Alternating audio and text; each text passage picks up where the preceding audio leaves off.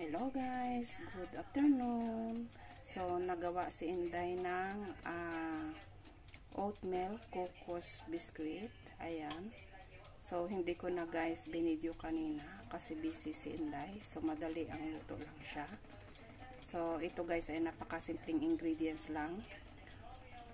Quaker oats guys ang nilagay natin, isang tasa at saka 2 tasang coconut flour. Ayan, ito yung cocos na organic na inilagay natin. So 2 cup ito. Tapos 2 cup rin na milk ang ating inilagay. Ayan, 3%. So naglagay rin tayo guys ng olive oil.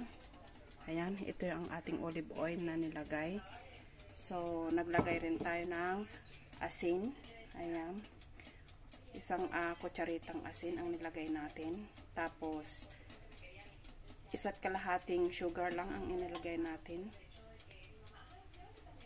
Ayan guys, nilagyan rin natin ito ng baking powder at nilagyan din natin ito ng olive oil, 2 itlog. So minix lang natin ito at ayan na guys. Ang pinakatopping niya ay chocolate. Ayan, chocolate guys ang ating pinang toppings dito.